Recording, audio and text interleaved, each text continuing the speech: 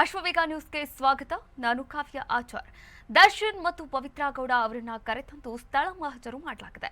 Darshan gang ವಿಚಾರಣೆಯನ್ನ ತೀವ್ರಗೊಳಿಸಿದೆ ಖಾಕಿ ಪಡೆ.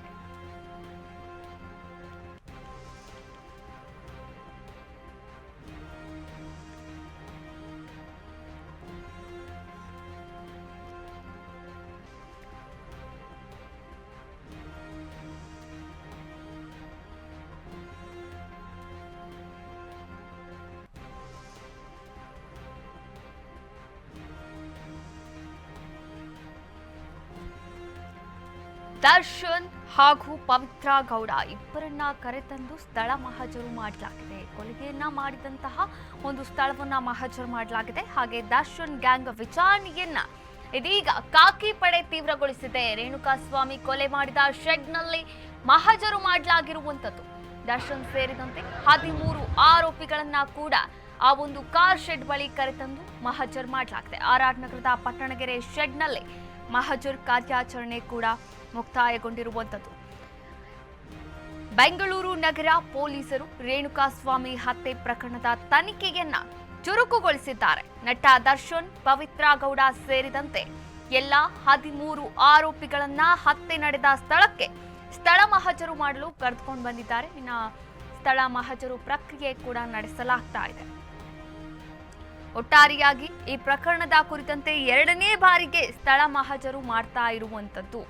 ಇನ್ನು ದರ್ಶನ್ ಹಾಗೂ ಪವಿತ್ರ ಗೌಡ ಹೊರತುಪಡಿಸಿ ಇತರ ಆರೋಪಿಗಳನ್ನ ರೇಣುಕಾಸ್ವಾಮಿ ಶವವನ್ನ ಎಸೆದಿದ್ದಂತಹ ಸುಮನಹಳ್ಳಿ ಸಮೀಪದ ಅನುಗ್ರಹ ಅಪಾರ್ಟ್ಮೆಂಟ್ ಬಳಿಯ ಮೋರ್ಯಾ ಬಳಿ ಸ್ಥಳ ಮಹಜರು ನಡೆಸಲಾಗಿತ್ತು. ಮೊದಲಿಗೆ ಬೆಳಿಗ್ಗೆ ಇದು ದರ್ಶನ್ ಮತ್ತು ಪವಿತ್ರ ಗೌಡ ಅವರನ್ನ ಬಿಟ್ಟು ಯಾರ್ಯಾರು ಇನ್ನುಳಿದಂತಹ ಅಪರಾಧಿಗಳಿದ್ರಲ್ವಾ, ಯಾರು ಆ ಒಂದು ರೇಣುಕಾಸ್ವಾಮಿಯ ಶವವನ್ನ ಬಿಸಾಡಿ ಹೋಗಿದ್ರಲ್ಲ, ಆ ಒಂದು ಸ್ಥಳವನ್ನ ಮಹಜರು ಮಾಡಲಾಗಿತ್ತು.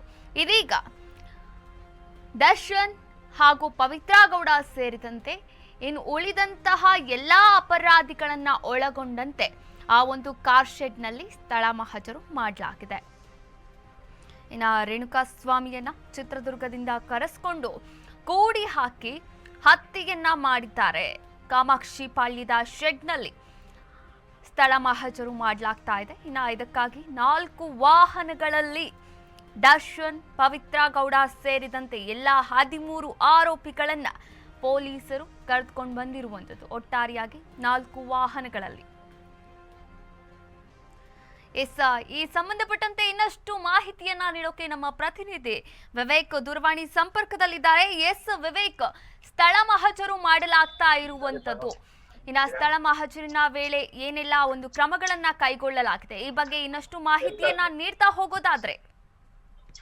ಎಸ್ ಕಾವ್ಯ, ನಿನ್ನೆ ಅಷ್ಟೇ ಈ ಪ್ರಕರಣದಲ್ಲಿ ರೇಣುಕಾಸ್ವಾಮಿ ಅವರಿಗೆ ಹತ್ಯೆ ಮಾಡಿರುವ ಪ್ರಕರಣದಲ್ಲಿ ದರ್ಶನ್ ಸೇರಿದಂತೆ ಪವಿತ್ರ ಗೌಡ ಹಾಗೂ 13 ಆರೋಪಿಗಳನ್ನು ವಶಕ್ಕೆ ತೆಗೆದುಕೊಂಡಿದ್ರು ಪೊಲೀಸರು. ಆದಂತೆ 6 ದಿನಗಳ ಕಾಲ ಅವರಿಗೆ ಪೊಲೀಸ್ ಕಸ್ಟಡಿ ಕೂಡ ಕೊಡಲಾಗಿದೆ.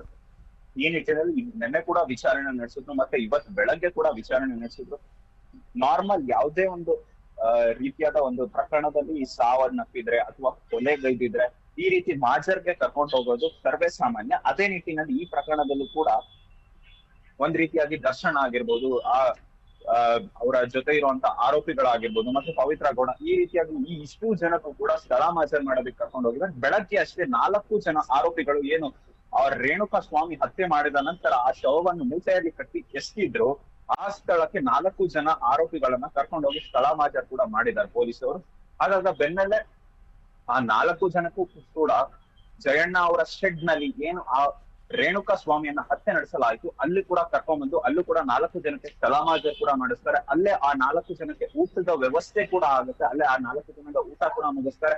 ಅದರ ಬೆನ್ನಲ್ಲೇ 4 ಜೀಪ್ಗಳಲ್ಲಿ ಇನ್ನು ಉಳಿದ ಆರೋಪಿಗಳು ಮತ್ತು ಪವಿತ್ರ ಗೌಡ ಆಗಿರ್ಬೋದು, ದರ್ಶನ್ ಆಗಿರ್ಬೋದು, ಇವರು ಬೇರೆ ಬೇರೆ ಜೀಪ್ಗಳಲ್ಲಿ ಅವರಿಗೂ ಕೂಡ ಕರ್ಕೊಂಡ್ ಬರ್ತಾರೆ. ಅವರಿಗೂ ಕರ್ಕೊಂಡ್ ಬಂದ ಸಂದರ್ಭದಲ್ಲಿ ಅಲ್ಲಿ ಸ್ಥಳ ಮಾಜರ್ ಕೂಡ ಪ್ರಾರಂಭವಾಗಿದೆ. ಈಗಾಗಲೇ ಸತತ ಒಂದು 40-50 ನಿಮಿಷಗಳಿಂದ ಸ್ಥಳ ಮಾಜರ್ ಅಲ್ಲಿ ನಡೀತಾನೆ ಇದೆ. ಅಲ್ಲಿ ಶೆಡ್ ನ ಬಳಿ ಏನು ರೇಣುಕಾಸ್ವಾಮಿ ಹತ್ಯೆ ನಡೆದಿತ್ತು ಆ ಸ್ಥಳದಲ್ಲಿ ಸ್ಥಳ ಮಾಜರ್ ನಡೀತಾನೆ ಇದೆ.